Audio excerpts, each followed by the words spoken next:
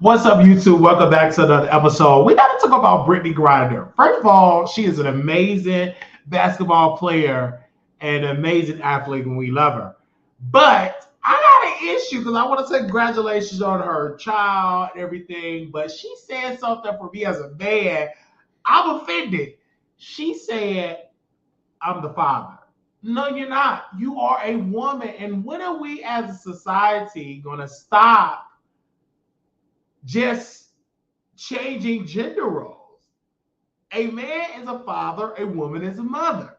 And that's you, the mother. So when she said that she was a father, I'm like, is she smoking on that weed that she got in Russia? She went to prison for? Because obviously she don't have no common sense. You cannot say that you are the father and you got a whole uterus. Like, it's okay to have a uterus. It's okay. Live that uterus. Breathe that uterus. It's yours. But to say that you are a father, it's not good at all. I love when people get up on this and they say, Wiley, it's so controversial what you're saying. No, being a man is being a man. Being a woman is being a woman. And I will never say when I have children, I'm the mother. I'm not. I'm the father. And we have to teach our children the gender roles and stop trying to change it because it adds confusion. When I come up, I can't say to my nieces, well, call me your auntie. That's confusion. I'm your uncle.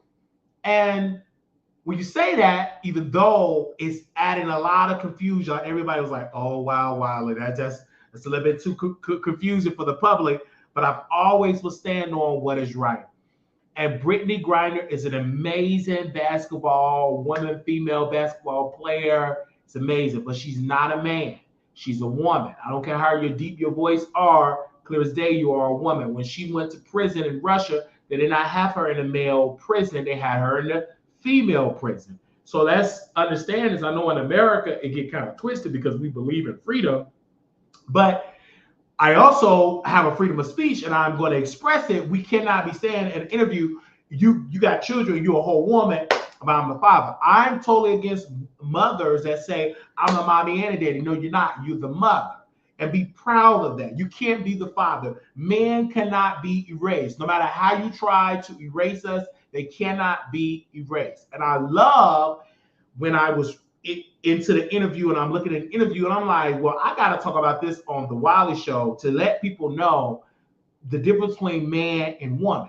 Now, when you are a man, your sole job is to be a man and to have the respect as a man, be a pillar of your community. But you can't say, well, call me a woman. No, ain't nowhere in the world. It's nowhere in the world like I am 6'2". I'm 270 some odd pounds. I love being a man.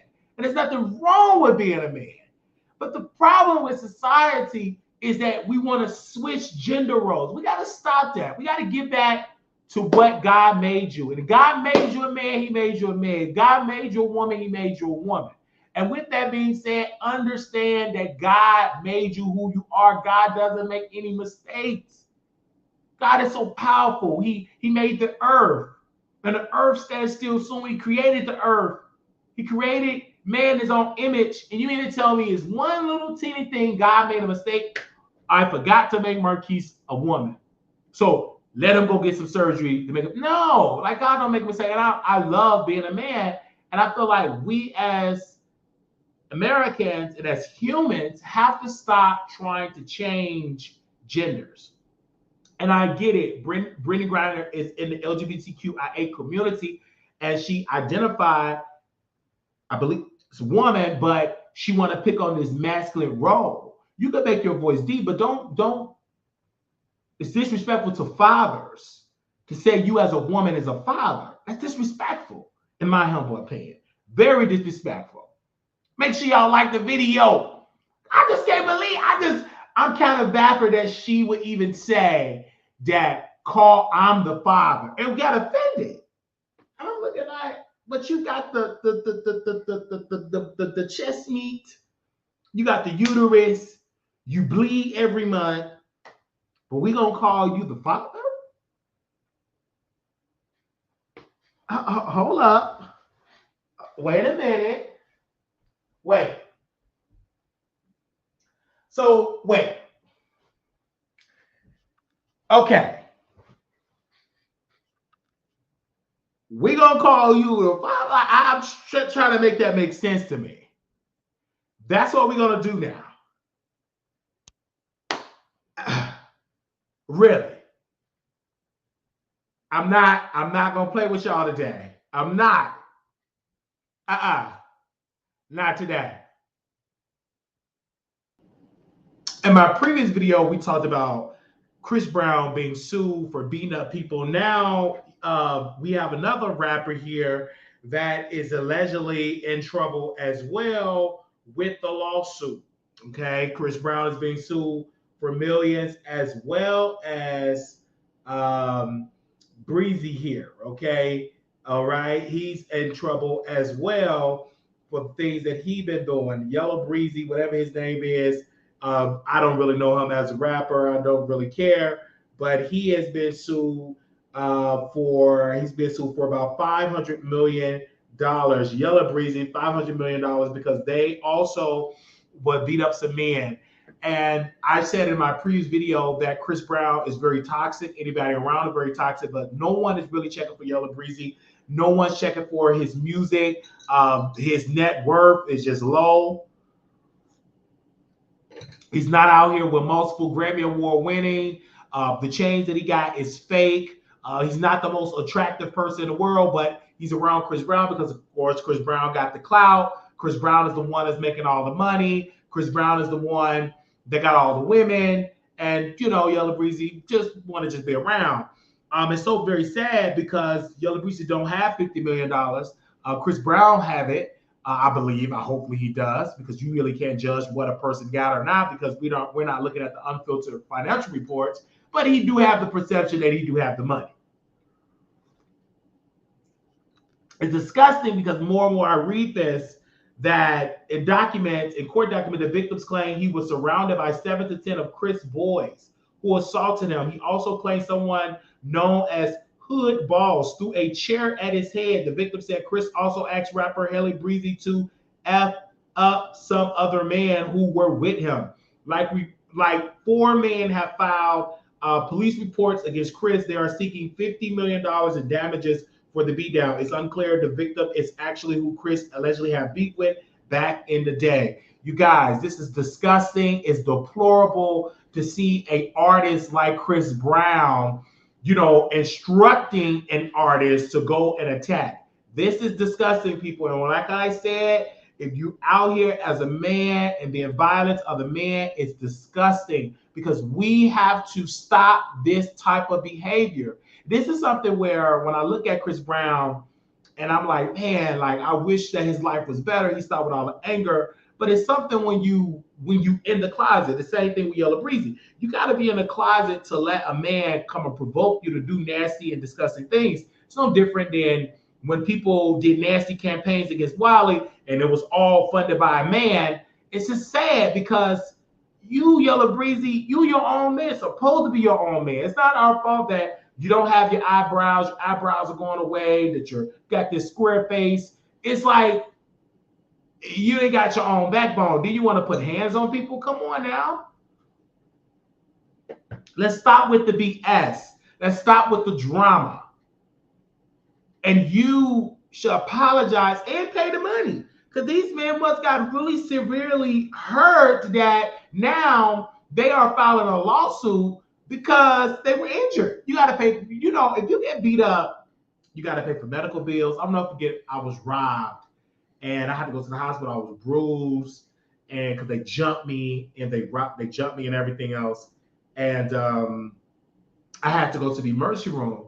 And just thinking about that, it was just so disgusting. Those ruthless thugs did that, and it's just thuggish behavior. This is why some people don't even like to see rappers in their city because of the type of crime that they bring about. I know some countries frown upon even allowing Chris in their countries, even with his criminal background. He's not even allowed to go some parts of Europe because he's a whole felon. You can't be going around whipping on people, belittling people, body slamming people. You can't do it. It doesn't make any sense. As an artist, it's disgusting. When I look at Chris Brown, I see an artist that could really go down in history as being one of the best. I know how to separate his music from him as a man, but I see why the industry don't know how to separate and they blackball him because you don't deserve to have the glory of the industry when you out there beating up innocent black men, innocent men, period. Can't do it. It's not a good look. So Yellow Breezy, you're stupid to allow Chris Brown, hey man, go whoop this guy. You go do it. You dumb. Don't make no sense at all that you listen to Chris Brown. Out of all artists, you listen to Chris Brown. Now you in a mess. Not because of your music, not because you're talented, not because you out here making money moves, but because you listen to Chris Brown putting hands on people. It is sad. We must, as black men, stand against and speak out of the ruthless and the nastiness of people with that aggressive. We gotta speak against it because it's disgusting.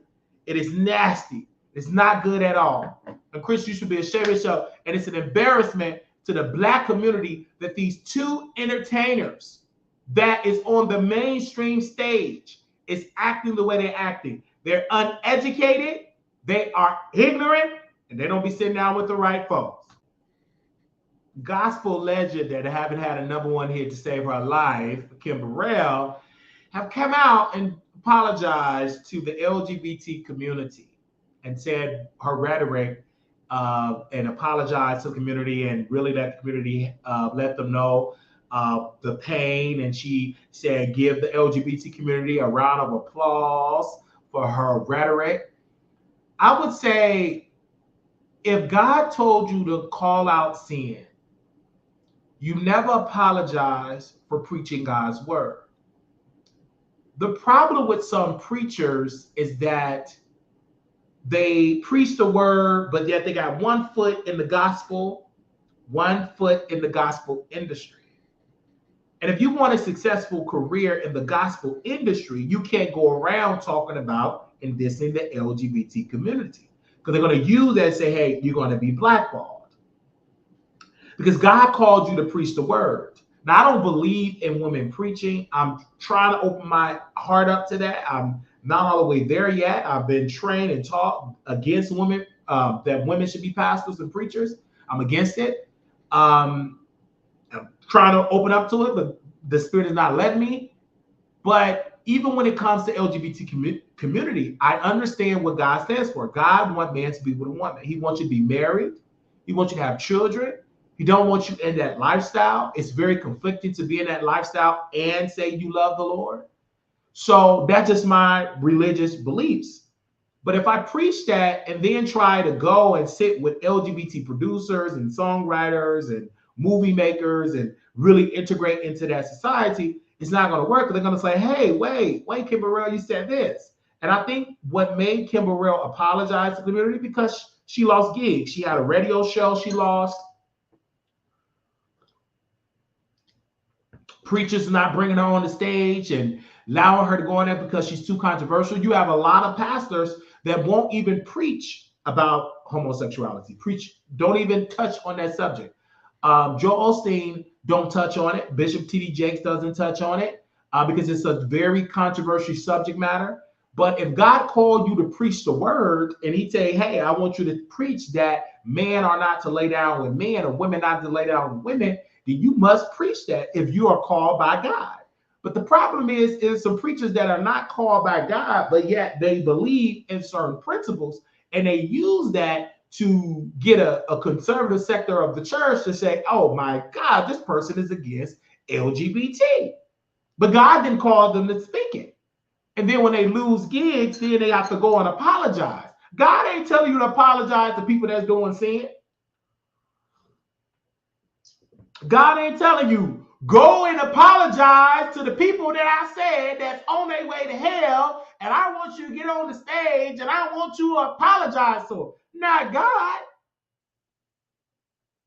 Not the God that I serve. And he tell you to preach the word and go and tell my people the truth. He is not going to tell you to go and apologize for the truth that he commanded you to tell. That is confusion. And you don't even believe it. You just apologize it because you lost gigs. It's a good PR move. Because fast forward to a year or two from now, you're going to get caught preaching against homosexuality. You're going to get caught with it. Kim Burrell is a diva among divas in this industry. But she have issues because they're saying allegedly her husband or ex-husband slept with a man.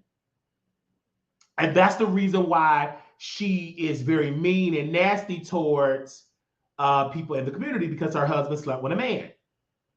And ever since then, she had been on this tirade against people that is in the LGBT community. But when you bring that up, did God tell you to preach against the spirit? Or are you just, I'm going to get you back in the pulpit because you slept with my husband? Let's stop it.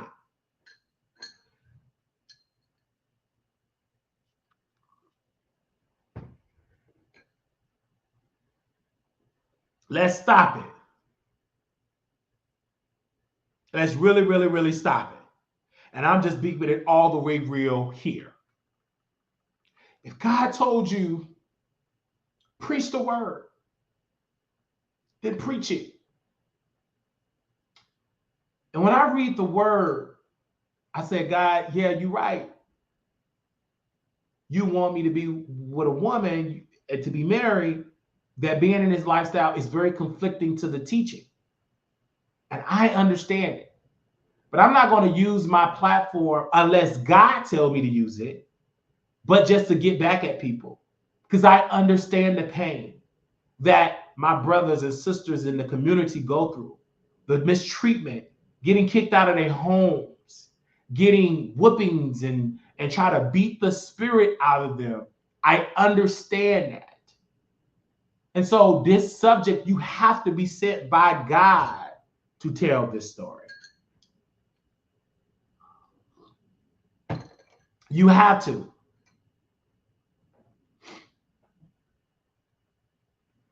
You have to. But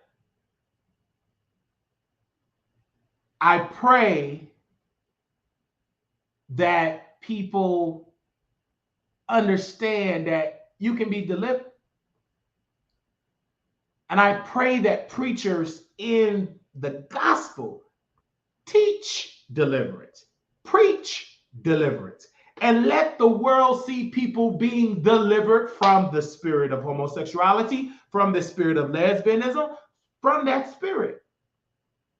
But let's get out of just preaching what God is against, and let's preach about how God can get you out of it. I believe that. I believe it. Y'all ever wondered? I know y'all that's probably dragging me for fail, but this is my core belief. But I won't try to say and try to change what you are, because everybody have a maker and a judge to go to. Everybody have that. You have that. When you leave this earth, you got the answer to judgment. And I'm not here to judge you. I'm just giving my personal preference that God wants me to live a straight life. That's why I have to stop getting on Jack and getting in with those me's. You know, I have to be very sincere. I have to stop. And I've been so clear-minded. Now I got to stop watching, you know, cut back on that, you know. That's like, you know what I'm saying? Because you do got needs. Got to cut back on that on the OnlyFans. But I do thank, you know, Kim Burrell for standing for something, but God didn't tell you to apologize. You know, you did that to save your wig, to save your little piece of your career. And she even got mad to me. Y'all never bought my record. She's that type of diva. Then you got mad at the preachers. I know some of y'all haven't booked me. I'm not that expensive. I want to get into Jamal Green. He just released a tweet here, and we're going to share it and let you all see this. That Kamala Harris may be the president before November. According to Jamal Green, in his sources here, he said, "My sources from the White House said that Biden won't make it to January. Kamala will become president before the election. They also say Kamala is building her own team, as Biden team has treated her like trash, and she doesn't trust them." That is what Jamal Green have put out there in this particular instance. We are asking to get more details about that, and we are working to get more details about it as of right now. But Jamal Green have put that out there about the sources, and some of the tweets here in here. They said, "Sir, with all peace and respect, this should be the honest, truthful statement. I pledge to all most self to see the Madam VP win this election. This have turned into a bad episode of the West Wing mixed with the antics of that Veep. By your birthday, Harris will be president. Jim, all my sources are better than yours." So people are putting that out there. Again, we do not know of the condition of the president at all, and what is he currently going through, and what are his current condition at this particular point, other than that's the COVID. But as of right now, Jamal, who is an activist out of Chicago that ran for mayor twice, and he is putting out there that, I'm sorry, he ran for mayor once, and he is putting out there that that the White House, his sources from the White House said that Biden won't make it to January. Kamala will become president before the election. They also say Kamala is building her own team, as Biden team has treated her like trash, and she doesn't trust them. This is something. This is coming on the heels that Kamala Harris have raised $81 million. That is the most a presidential candidate have raised since in the history. $81 million. We are definitely keeping you updated on this particular situation. It's a lot that is going on. We're going to tell everybody there. And also 40,000 Black women were on a call to get her reelected. And also $1.5 million was raised to get Kamala Harris reelected to be the president. We are going to keep you all updated on this. This is a situation that have been going on for a long time. And when I tell you this is not good at all to get this particular tweet from Jamal Green, we are going to keep y'all updated on this and give the thoughts. And then also, we also have Sean King. He had put some stuff out there on Facebook about this whole ordeal. We're going to bring that up, what Sean King had put on his page. And we're going to definitely do that. So give me a second here. And then he put this out on his page really here. And I'm going to screen share and show you all this. This is coming from Sean King. And Sean King said this about Kamala Harris. He said, "I will put it all of my cards on the table. I like Kamala Harris more than Joe Biden. I've had close friends that have worked for her campaign, for her as VP when she was a senator. And at least she is fully alive and has her entire brain body to run for president and be president, compared to Biden, who clearly no longer has his integrity anymore. But I would not vote for her or anyone based off her iTunes playlist or a 40-year-old photo from HBCU or willingness to play on Black emotions. At this point in my life, I only care about policy. It's beautiful to have people that look like you in power, truly. But it is painful to have people that look like you in power that don't truly have the policies that help your people in mind. Joe Biden, like most politicians, mainly made promises that he didn't even work hard to attempt to keep. He didn't fight for the George Floyd Act, where Democrats control the entire government. He didn't fight to substantively protect voters' rights or women's rights. And then Democrats lost the House, which simply allowed them to then say, well, if we control the House, we will give you the sun and the moon. But when they did virtually nothing. I only have two things that I care about regarding Kamala Harris. One, will she substantially change American policy on Gaza from supporting open all of that, of the people. He said that paragraph. Two, will she actually hold corrupt and police in America accountable for their crimes against African Americans? So neither Obama or Biden did this in any credible way. Every credible justice scholar agrees.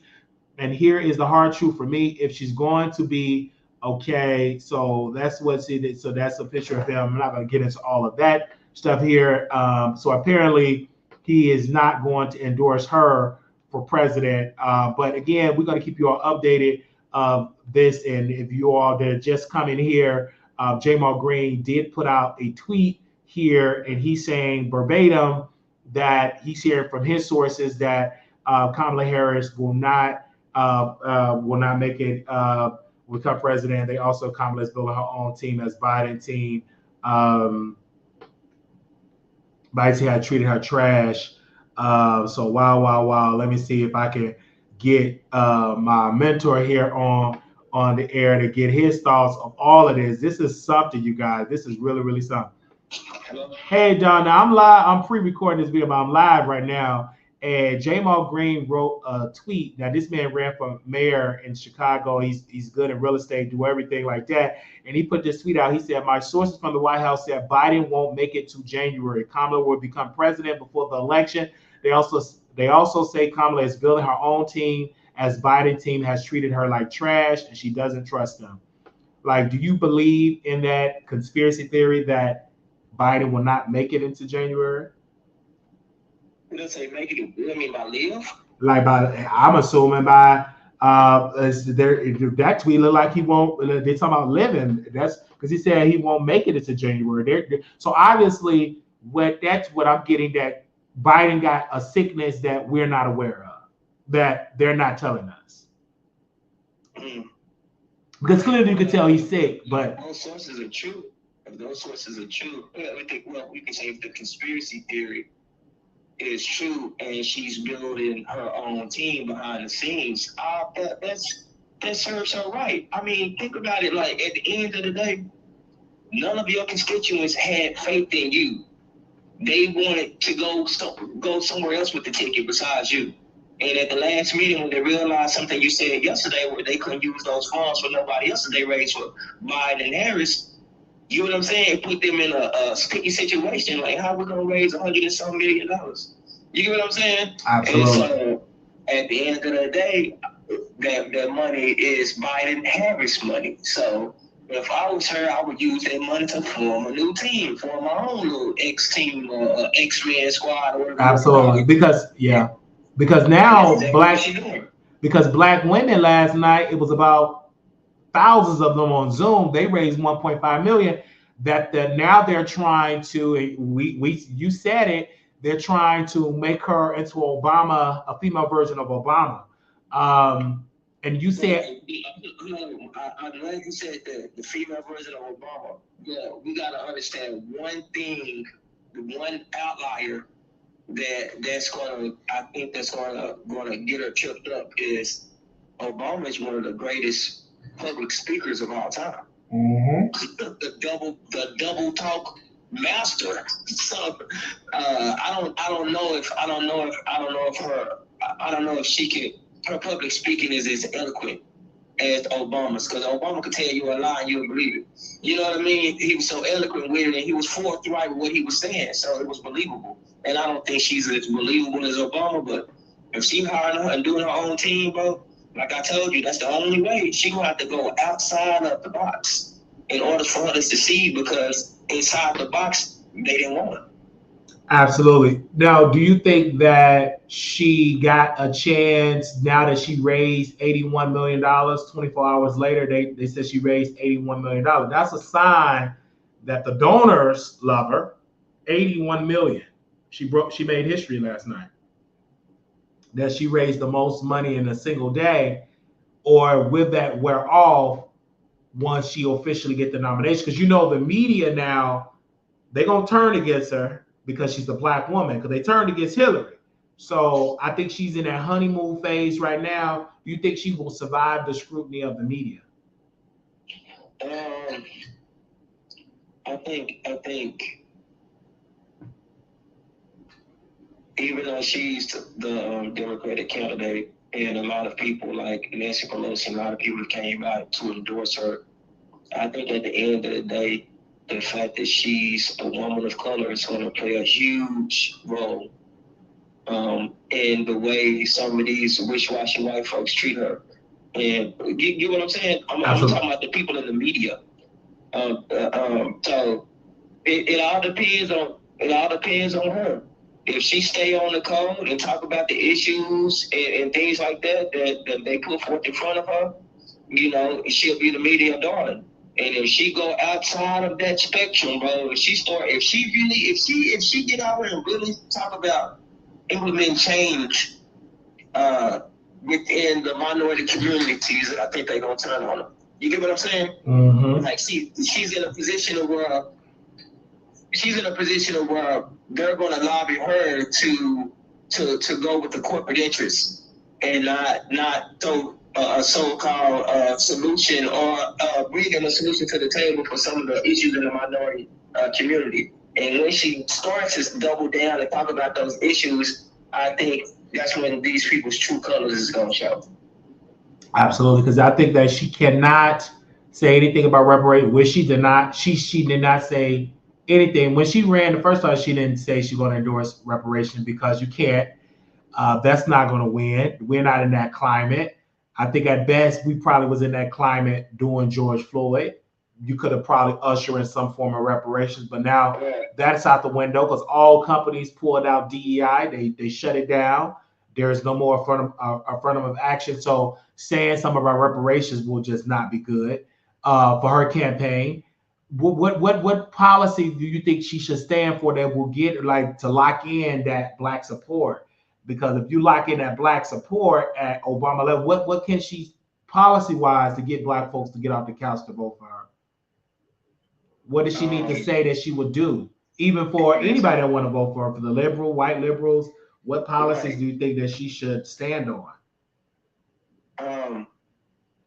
I think if she were to change the narrative or the direction or the momentum, you can say, of this election, I think she's gonna have to go to the most underserved communities within our communities, and those are the leaders of the youth. And what I mean by that is she has to appeal to the teachers and the nurses. And you get what I'm saying? Absolutely. The grassroots individuals those are the people who gonna vote for her, bro. Let's keep it all the way funky. Like, it's not gonna be the corporate black woman who trying to save on her taxes that's gonna vote for Kamala Harris. You know what I mean? It's the police officers, the firefighters, the teachers, the nurses, those people. That's her bread and butter, bro. Especially the women teachers. You know what I'm saying? The teaching community, you know, it's like this 5-to-1 for every woman to male teachers. And that's her bread and butter. The teachers in the education system amongst the kids. Absolutely. And every black person you know what I'm saying? If she could come up with something to help with that and help us get, you know, the same, you know, basic of education, the same books and curriculum and some of the other folks in their districts and stuff like that, to make it an even playing field for our kids. Hell yeah, but like I said, the moment you start talking about things like that, that's when they gonna silence it. You know what I mean? So she got to be very careful about how she approach it, but that would be my approach. Out here, everybody at the grassroots, because Trump ain't talking about those people. The Republicans ain't talking about those people. Those people are worker bees. Those people are not owners. You get what I'm saying? Absolutely. So she has to attack the worker bees. She's the queen bee.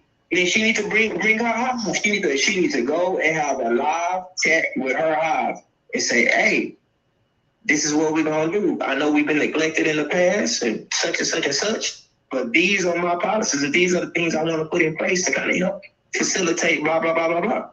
And I think if she goes that route, because she can't go on a tic-tac back and forth with this group. You get what I'm saying? It's like arguing with a child. You know what I'm saying? Real shit. So, and you know, all he gonna say is he's the best. I'm the best, you know, I was the best. You know, how he gonna do, you know how he do it. So, You really gonna say he the best and say he did all these things, but not really name shit he did? So it's just, if I were her, I would stick to the doctors, nurses, firefighters, policemen, community leaders, and the people on the ground roots. Some of these nonprofit organizations raising money for the homeless, and I would go there because, like I said, the Republican Party is so far in the sky, they can't see what's on the surface, and she needs to keep it on the surface. The higher she go, the worse she gonna get. You get what I mean? Absolutely. The higher she try to go with her message, and I mean higher, I mean tax brackets. The higher she go with her message, the worse it's gonna be for her. Because the people in that higher tax bracket are not the people that's gonna vote for her. But this politic, and the gravest mistake she can make is ignoring the people like you said. Those are the people that's gonna vote. Those are the people at the grassroots, at the ground level that's gonna support her. The people in a different tax bracket not going that way. You know that. Absolutely not. They're going to vote Republican because Republican got a massive track record of taking care of people with money. Exactly. So all I'm saying is if she can go that route, somehow, some way, she can appeal to those people because that's at the end of the day, it's more of us at that bottom than it is in the middle and the top. You get what I'm saying? So if she can take care of everything on the surface, everything else in the air will work out for itself. Absolutely. But she got to take care of the people on the surface. Absolutely. And those are the people that's getting ignored. Those are the people who are voicing their frustration. Those are the people who are on the fence. You get what I'm saying? This year.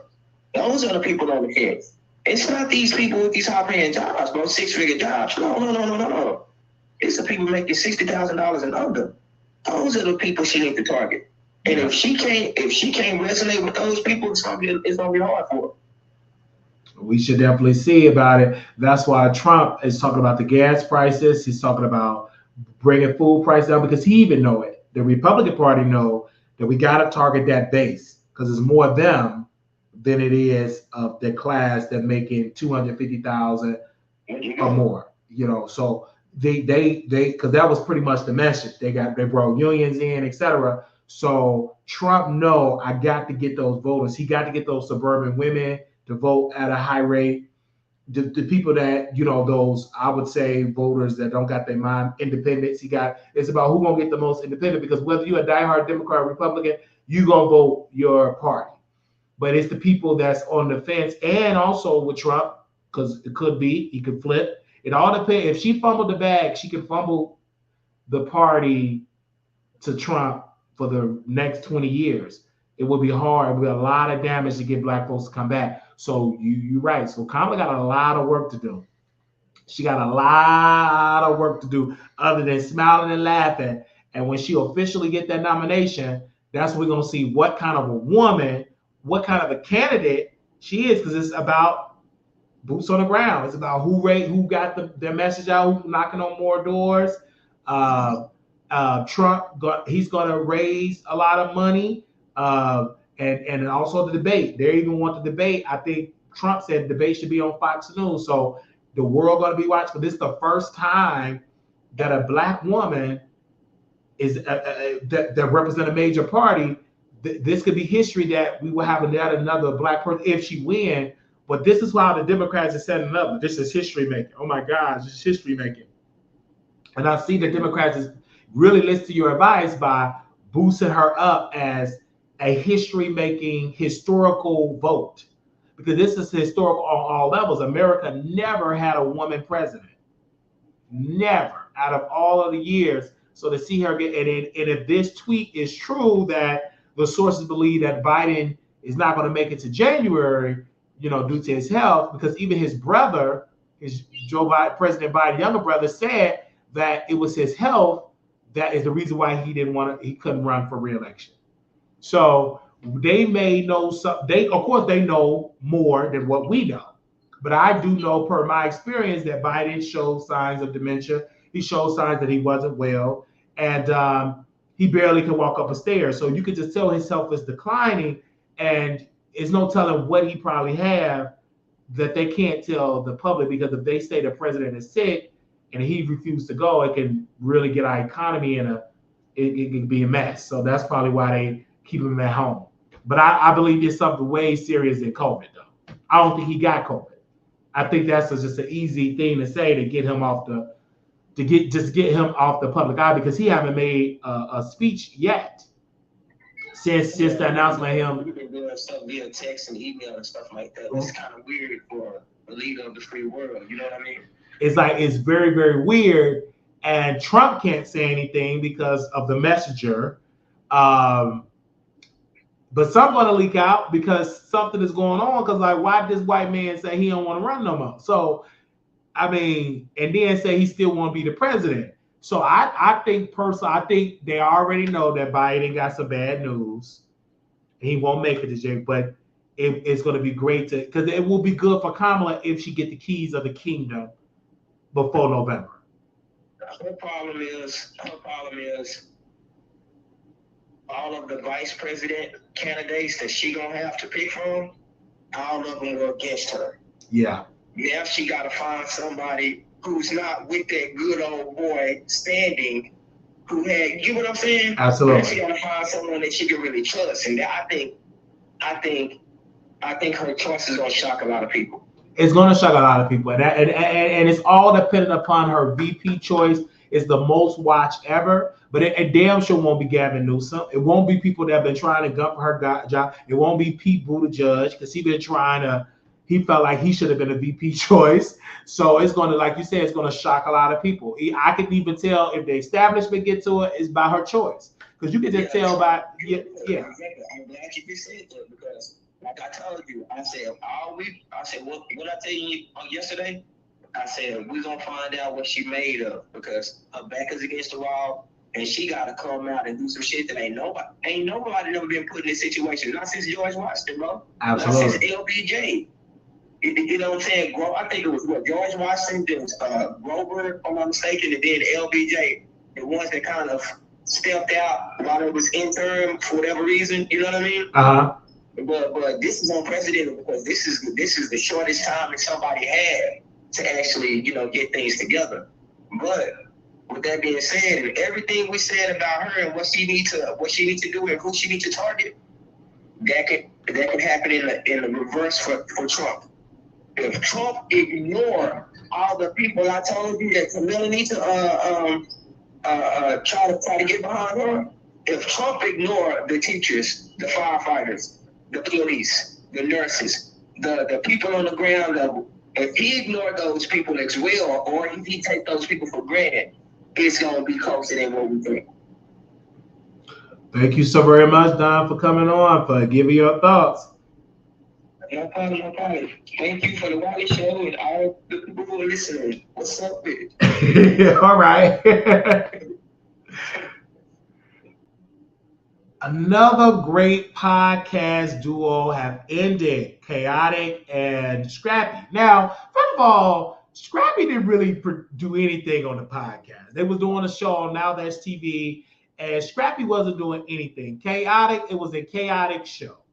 And this is when you get business and a friendship. It is just because a person is a good friend don't mean they're a good business partner. And so Khatic, for the people that do not know, he said, hey, Scrappy, let's do a podcast together. Let's do a show together. So he did a YouTube channel, and he had Scrappy name on it. And it was, you know what I'm saying? He bought the camera and stuff like that. So Khatic told Scrappy, hey, when the channel grows a profit, once I'm done, getting my money, recouping my money for the cameras and the lights and everything, then we would split it 50-50. But Scrappy didn't put none in there. He didn't show up. And then Khatic was like, well, how about I just take your name off of it? We still be cool. Let's be cool.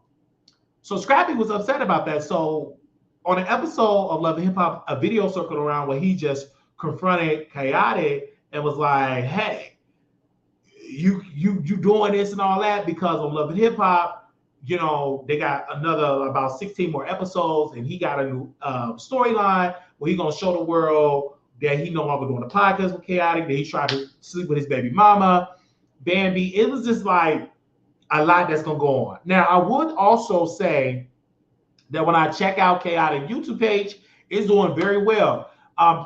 As we recording this, It's almost at 100,000 followers. He almost got 100,000 subscribers on the video. It's just doing incredible. So regardless of what we think about Bambi and what we think about, Scrappy and all of them, Khatic stayed true for himself. He's a true comedian. He's a boss. He know how to get the money, and he know how. Even Shakana, he did videos with her. That was dope. That was funny. Him trying to propose to her. So he really using this YouTube thing. This is why I see why a lot of YouTubers like myself, the competition is fierce, because you have a lot of corporate, like celebrities coming in, which I welcome it, because a lot of the YouTubers, they start running their mouth and start talking about how much money they making and da da da da. Now you got a lot of these people coming out and showing the world, like, hey, look at this. Look at the money that we're making. And now Scrappy is just on the outside, because now it's Khatic TV. And Khatic TV, and then I'm gonna get into some of these comments that was said on the video. So hold up, y'all. Get into some of these comments that was said on the video here. And that video that he posted did 114,000 views. And let's read a couple of them. Scrappy mad, you and Shakana blowing up. Sounds like Scrappy is jealous and lazy. His presentation definitely gives no motivation to get money. Scrappy was just trying to make money and not do ish. In other words, he was using you. Scrappy fumbled the bag. Relationship, marriage, career. Khatic doesn't need Scrappy. He's entertaining by himself. He seems real and trustworthy. I love your energy, Khatic. Always remember, if a snake bites you once, they'll bite you again. Scrappy isn't loyal to anyone. Is about self. He's not creative. Doesn't have a vision, and is slow. Everybody can tell Scrappy is the problem. Scrappy is dealing with depression and loss. He's not mentally well and spiritually. He created hell for himself and the people he's supposed to love. Khatic is a real friend. He's very transparent, and I believe everything he said. I already knew that this wasn't going to last long. Scrappy never puts in the work or money for nothing. This have been the real him since he came on Love and Hip Hop, broke and the cheaters and a mama's boy. People need to realize you should never pick a side when friends would both. Just hold them accountable when they're wrong. Also, let's see if Scrappy pays those there. So remember, a drunk man never tell no tale. You'll be surprised at how being unbothered really gets under people's skins. Watch Scrappy blame Khatic because he never takes accountability for anything. It's always something else's fault, not him. Honestly, the responsibility is exactly what Ben was saying about him also. Dealing with jealousy and envy person is dangerous. I stay prayed up, watch and pray. They said Scrappy is miserable and he's a narcissist, and very obvious he's the problem. Scrappy is more sensitive and emotional than he cares to admit. Like most men, some do better at fooling people, but men are the most emotional creatures, and emotional rarely ever match the issue. Smile. No weapon formed against Khatic. I am seriously praying for his peace. Khatic, I am 64 years old and have over 55 people watch your show. You are a man, and Scrappy is still a boy. We all love you and will support you 100%. I wake up every morning to see Shakana and laugh every morning on my way to work. So it's a lot of stuff that was going on with this whole situation. Hey, I'm recording my video right now. I'm gonna have to call you. Can I call you back once I'm done recording? Okay, I will call you right back. Okay, I'm gonna call you right back so we can talk about it. Okay, so it's a lot that's going on with Scrappy, but my thing is, who cares? Because who cares? But Khatic was saying that Scrappy was making excuses, saying, hey, I can't come to the podcast. I got stuff with my kids. But then Khatic was like, man, you got excuses all day. You ain't the only person in the world that got kids, because there's plenty of people out here that got kids, but always show up on time, never have excuses. So we just listening to this and we just getting our point across. I'm like, now, wait a minute. You making up a good point. And it's not hard showing up and deliver. It is so easy. The challenging part is getting the audience, but you got to be focused on yourself, and you got to keep putting out the work. I know I made a pledge. I said I'm gonna still do the videos, even though we took a hit but you still got to do it because it's not how many times you fall. It's how many times you get up and stay up. And don't worry about it. Just keep going because you know we gonna make it. We go and do what we gotta do. But I'm honored that Khatic is on YouTube. It's an inspiration for me to keep going. It's inspiration for others. He really helped Shekinah because at one point Shekinah wasn't really that great. I'm like, he really had helped her, and I think that is good. Y'all let me know. Are we even caring that Scrappy is not doing the podcast?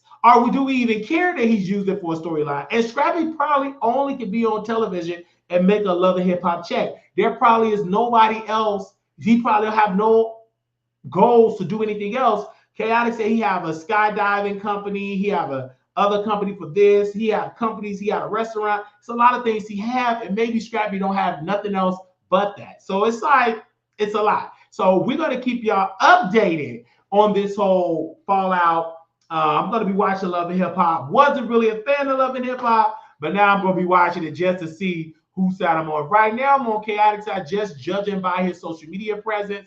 I'm on his side. Kim has always told us the truth about Nicki Minaj and about the jealousy of Nicki Minaj. Now that JT is back with an album and it's selling and it is streaming, I don't know if it's really selling like that, but people probably streaming on their troll farming. I don't know what she called her fans, but now we hear reports that Nicki Minaj is no longer following JT, that she had been throwing out shade at JT. Nicki, and I've been saying this for a long time, Nicki Minaj is jealous of anybody that's out here trying to do music. Nicki Minaj is in a range of anybody that want to make a name for themselves. She even said that JT is an incredible artist, that JT is an amazing artist, that she's the queen, and all of this. Like, it's just a lot that she have been talking about. And now it's a whole new tune that JT is out making music. Now, shout out to hotnewhiphop.com. Nicki Minaj stirs debate amongst the bars with a possible JT shade on Station Head.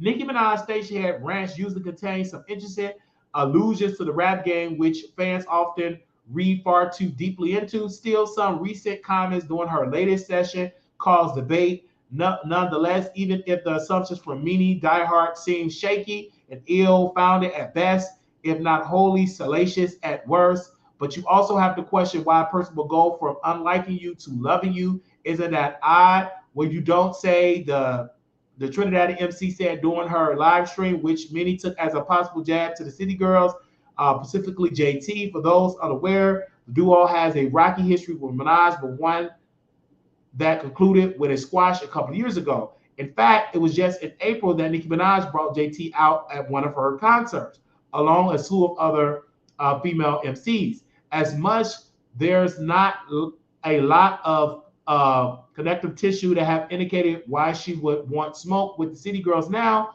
or what happened recently to provoke the possible shade. Furthermore, the more likely scenario is that the Pink Friday 2 superstar didn't aim at the Miami rappers at all here.